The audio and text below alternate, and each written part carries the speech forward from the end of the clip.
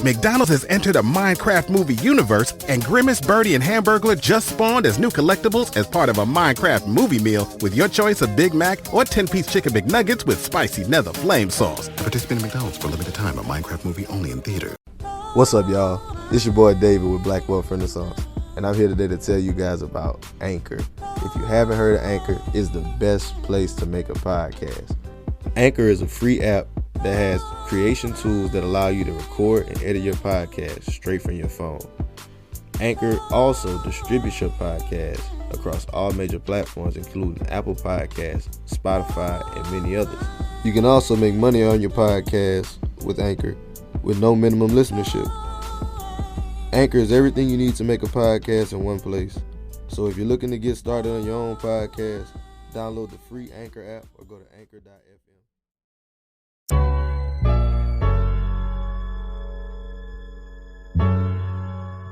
Yeah, I'm the boss.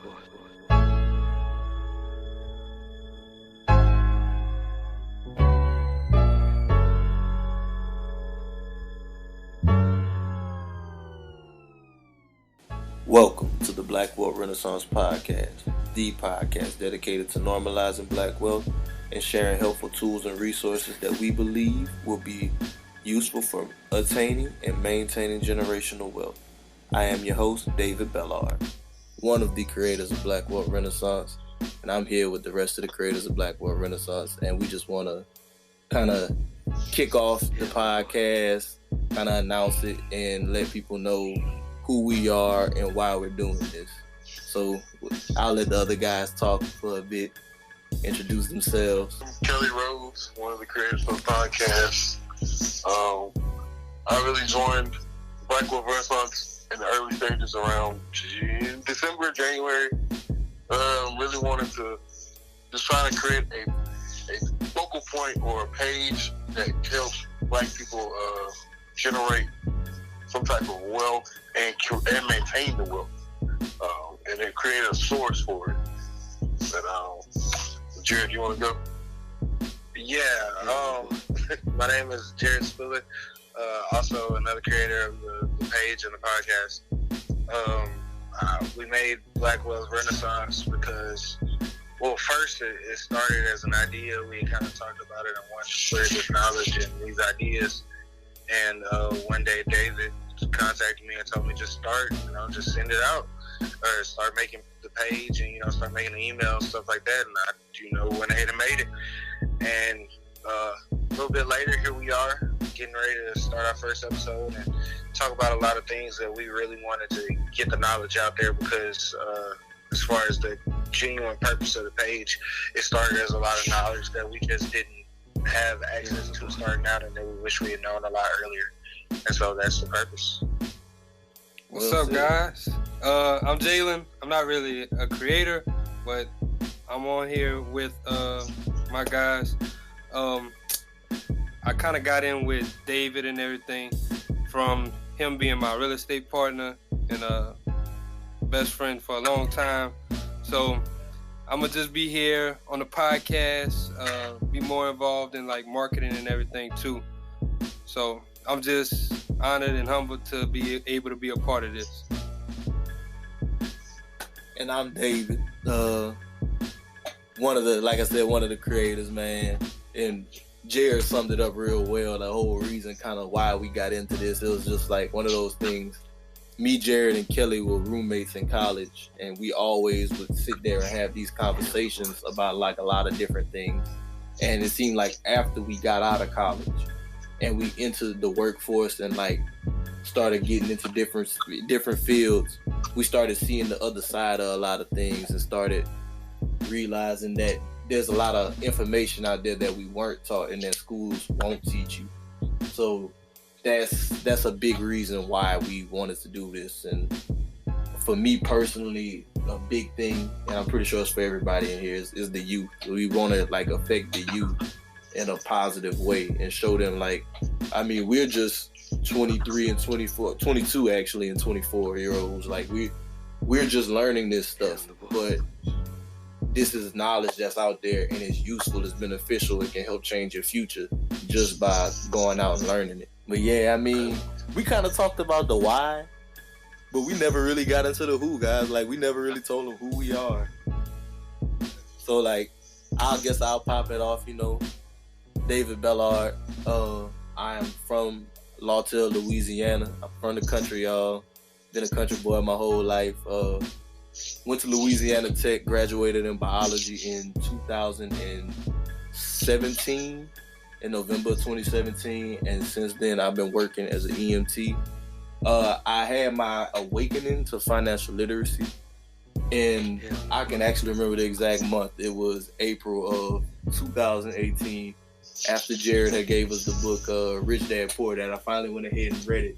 It was while I was in school for my EMT class, and like the knowledge just flipped the way I thought on my head. Like, I just went from thinking about money one way to a completely different way, and since then it's just been like uphill. Like, we've just been going with it, because this financial literacy is something that's important to me. And yeah. But Kels? Alright, man, I'm Kelly Rhodes from Fort Worth, Texas, man. Born and raised. Graduated from Louisiana Tech University. Famous bro, man. November 2017. As soon as I graduated, didn't know what to do. Applied for a couple jobs. Got actually a job offer from my father to work in the oil field industry. Been working out there for about a year and a half now, man. And in the beginning, you know, in the oil field industry, you know, you make a lot of money. But the biggest thing is, man, trying to understand how to keep it. There's plenty of things to waste it on. And so my focus was trying to figure out how to keep it and how do I make more of it. Jared introduced me to the Rich Dad Poor Dad series, and man, after reading that book, I just wanted more knowledge. And so started reading more, started talking to these guys about it, and here we are. You know, I'm just trying to gain more knowledge on it, man. Gaining and spreading. Yeah, man. Each one teach one. Jared? All right, Jared. Okay. Jared Spiller, originally born in Richardson, Texas, and then grew up from Ruston, Louisiana. Yeah, just say you're from Ruston, bro. They always give me that. Let me see. Graduated from Louisiana Tech University. I was a late bloomer out of everything. I graduated August of everything. And let me see what else. I originally got my awakening to financial literacy. I was scrolling on Instagram late one night, and I had a fraternity brother from Jackson State University that had posted. His name's Henry, and he had posted and said, like, if anybody needed a good book to read, he had a good, you know, PDF. So check it out or whatever. And I had been thinking about getting back into reading a little bit more anyway. And so I contacted him and told him, you know, forward me the book. I sent him my email. And then it was Rich Dad Poor Dad. I had never heard of the book before, but it seemed like it was going to be a pretty decent read. So I gave it a try, and I was like, oh, this is different. This completely changed the way I thought about a lot of stuff. And so I got it in front of all of my friends that I could get to read it, and I was like, hey, read this. This is really important. It changed a lot of things, the way I thought about some things. So they checked it out, and fast forward a few months, I guess kind of giving an update, again, still a late bloomer. I graduated August 2018. After that, I was a freight broker in Houston, Texas for a little while.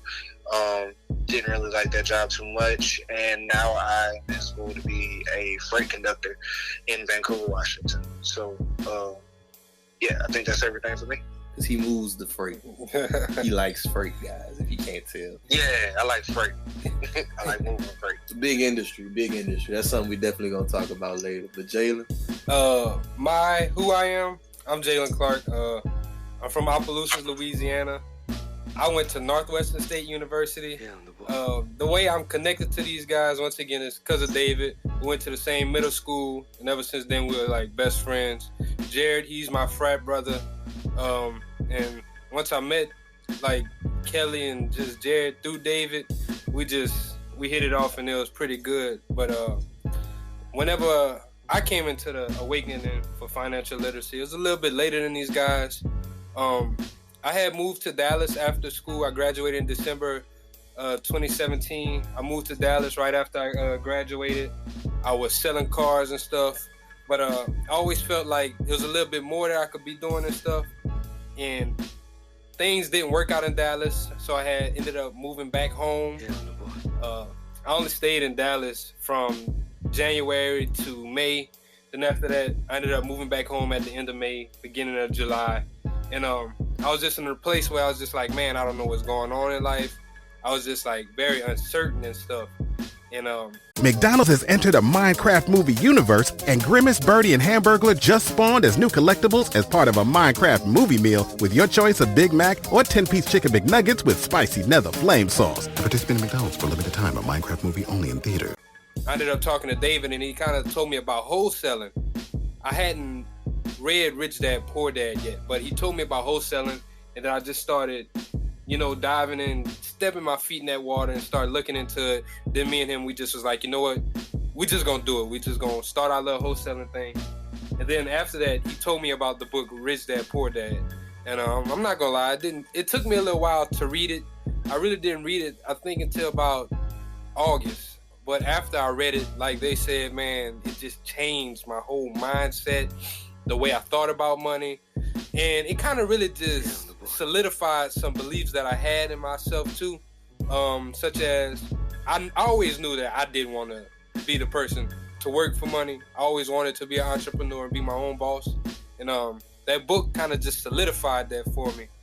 So after I read it, it was just like, it was life-changing. It was like eye-opening. So that's really where I got my start and everything. And currently, I do work at Sterling Kia. I'm working in the parts department, and we got our real estate business on the side, man. But that's what I do, and that's who I am. Can't forget about that real estate business, man. We've been at it for a few months now. Still haven't gotten our first deal, but we keep pushing. Actually went driving for dollars today. Found 30 leads, so we're gonna work those. Keep it moving. Because financial literacy and this financial freedom thing, it's a marathon. It's not a sprint. Yep. There's no such thing as getting rich quick, and that's one of the biggest things that we want to impart. Because while we may not be where we want to be right now in life, we've studied those people who are where we want to be, and we understand what it takes from their experiences and things like that. So we know that the information that we possess and the things that it's tried and true principles, honestly. Yeah, pretty much. It's like, Jared, you read Think and Grow Rich, didn't you as well? Yeah, I did. And like a lot of the principles in that book, I feel like touch bases with a lot of the principles of success. Like, you gotta be persistent. You gotta live on less. You gotta save your money and invest. Like, things like that. Just things that people do with money, because money is more of a... It's a tool. It's a tool. And a lot of people don't look at it as a tool. Yeah. They just look at it as, hey, I just use this to get what I need, and I'm gonna make some more. They listen to like rappers and stuff, be like, F it, I'll blow a bag, I'll get it back. Yeah. But how are you getting that back? How much of your time is it taking for you to get it back? True. One big thing I like from that book, plan for tomorrow. Make sure that, and that's where a lot of people I feel like get messed up with money. They'll spend it today like there is no tomorrow. But if you always, one big theme of the book was being able to see your way out of the current situation that you're in. Like, know that success, or know that better times will come. So therefore, if you plan for them, and if you're prepared for them, then you'll be able to be ready to take advantage of them when they happen. So if you apply that even to finances and just in success in general, if you're getting ready for this, if you're already budgeting and planning and properly moving your money around, when the time comes for you to invest, or it comes for you to buy something that's going to be a huge asset for you, you already have the funds for that because you plan for tomorrow. You plan for the future. Facts. Just kind of or rapping is one of those things I feel like I learned from the book, because that is a really good book too. So I'm glad you did mention budgeting, because that's to me that's going to be the first step to anybody. Yeah, trying to build wealth, or at least trying to maintain it, man. It's just you have to create a budget. You gotta figure out where your expenses are and what your revenue is, man. You gotta figure that stuff out. Right. Definitely. If you don't know where your money going, it's gonna go everywhere. Kind of like that old saying, like if you don't stand for anything, something you'll fall for anything. Pretty much. Same thing with your money. If you don't know where it's going, You'll spend it anywhere. and I'm not gonna lie, like I just started budgeting at the beginning of the year. Like I really started taking budgeting serious, and I've saved up more money than what I was doing like last year. Like it's crazy, just paying attention to little things. I'm telling myself, hey, I don't need that right now, or you're about to go over what you can spend in this area of your life or whatever. It definitely takes you further, and it helps you get ahead.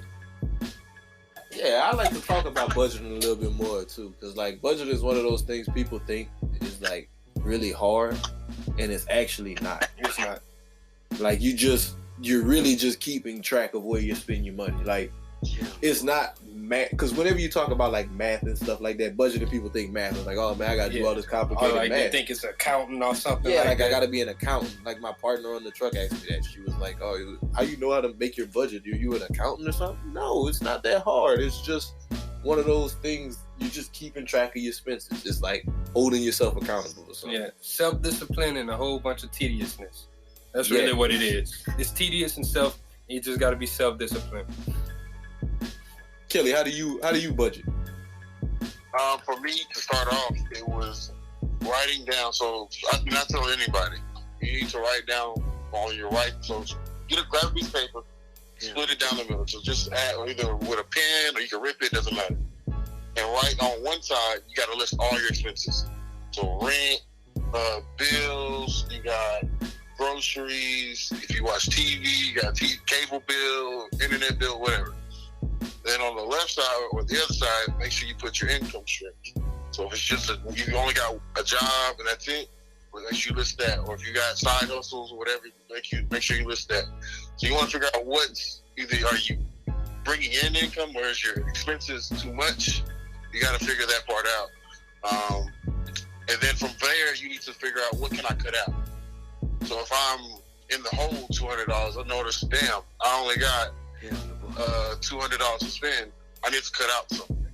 Cut out that cable it's a bill, or it's a hey, I can maybe, you know what, I can do without the cable today. Or I can do without the cable for the next couple of months. Cut the cord is the biggest. You know, or I can change what I'm eating out less. Let me only eat out $100 a month. You know, stuff like that. And that's, to me, that's just the beginning. Ramen noodle it out. Hey, live. If for all my people that have been to college, you know the struggle. Live like you were in college. Yeah, that's the biggest. I think that's one of the bigger things, man. Especially while you're young, live like you're in college. Just like how you were broke in college and barely had enough to do this, that, and the third. Keep that same energy. Yeah. And save what's left over. And even for those people that didn't go to school, and you know those older people that they live very frugally, try to imitate how they do it. Don't be ashamed to go check out the sales papers, see what's on sale. Try to stock up on things and be cheap when you're buying your groceries. Make sure that you're, counting your dollars and cents there so that you can save that money and reapply it in other areas. Gotta be able to save that money and reapply it. And the biggest thing, honestly, like I know it kind of got touched on today with like credit cards. Like a lot of people misunderstand credit, so a lot of people have a lot of consumer debt. If you're a person with a lot of consumer debt, I recommend that you focus on paying off debt before you try to start investing. I'm sure we're gonna talk about most of that stuff. Like I'm sure we're gonna have credit cards and debt. I mean, it goes hand in hand.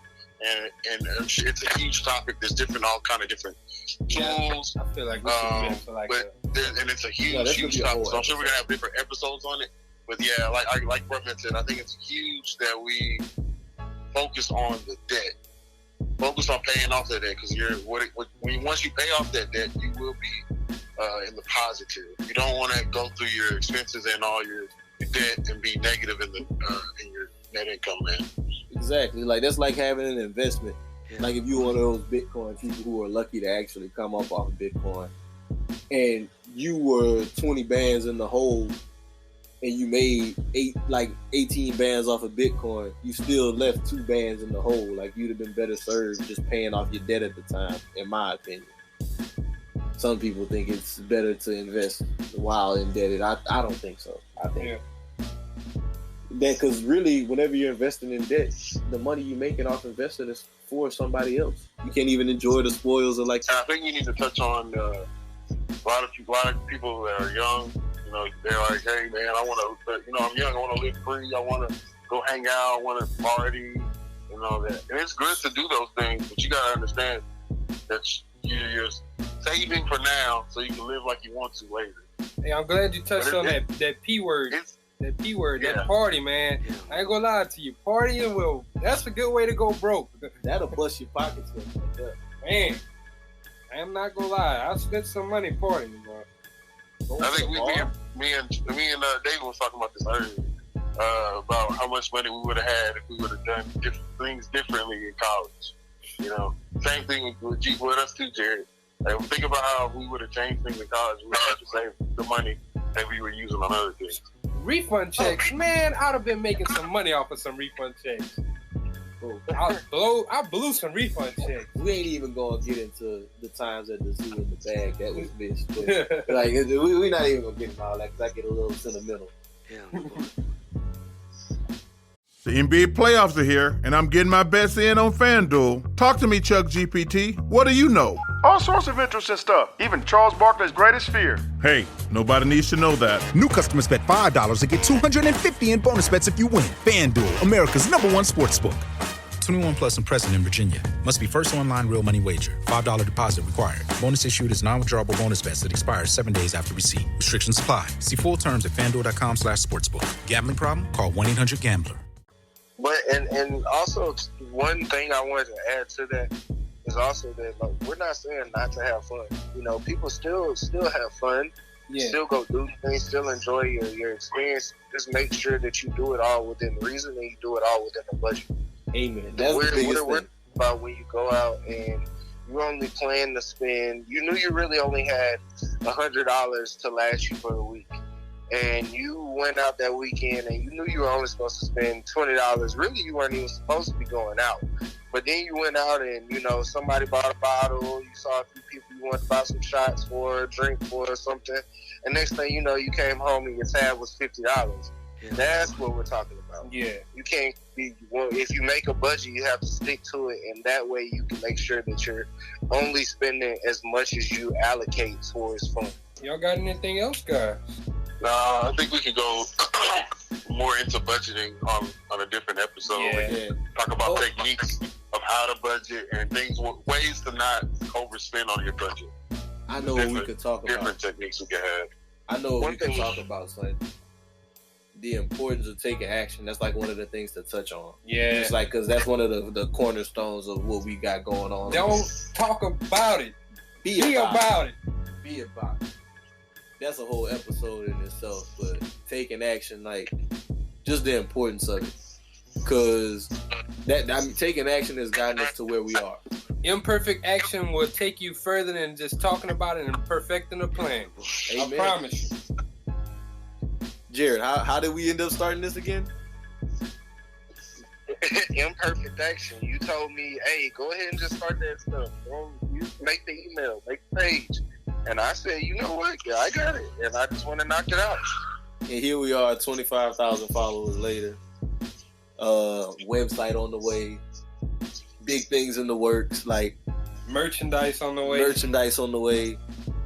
Podcasts on the way. It's crazy. Got some events big and things stuff coming up in 2019, man. 10X all year. I just want y'all to keep that concept in mind. 10X. Massive action. Massive action. Massive thoughts require massive action. what came about the name of Black Wealth Renaissance.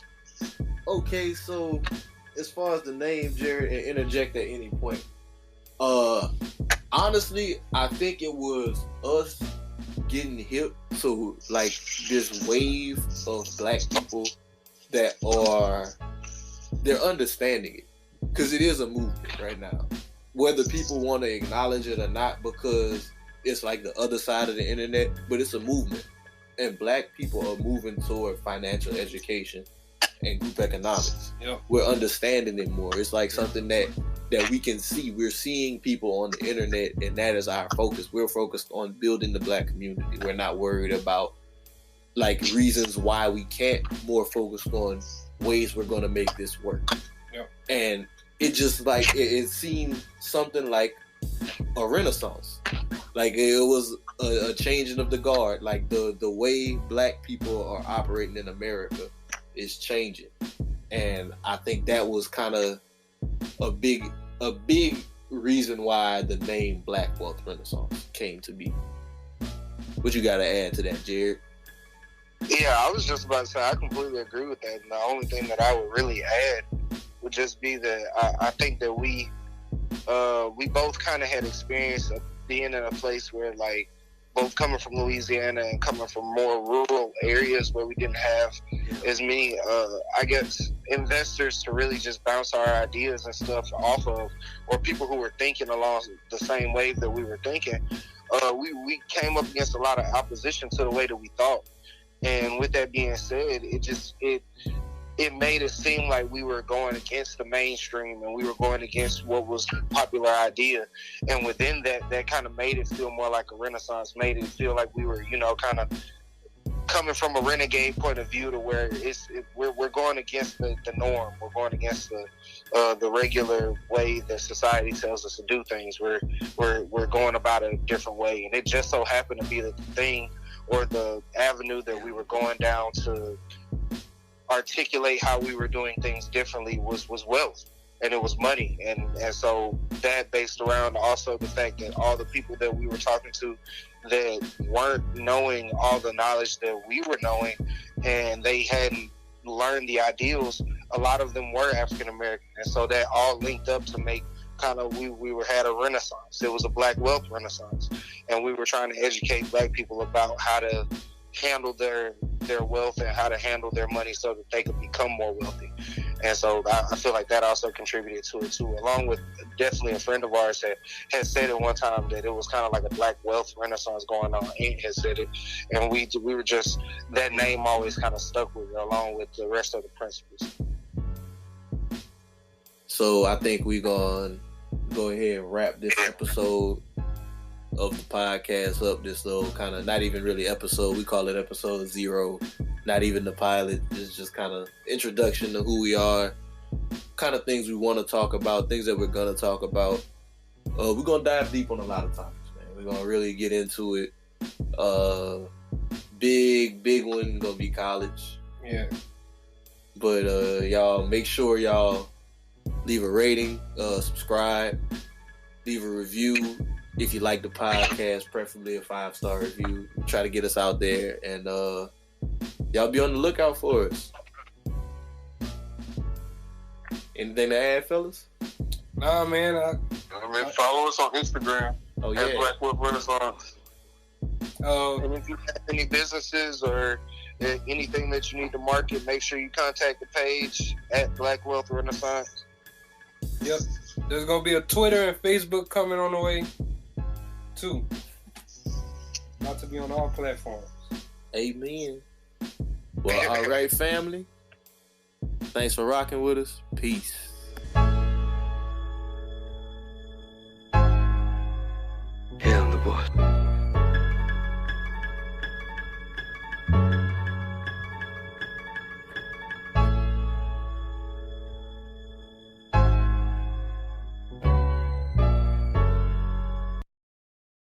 McDonald's has entered a Minecraft movie universe, and Grimace, Birdie, and Hamburglar just spawned as new collectibles in the overworld.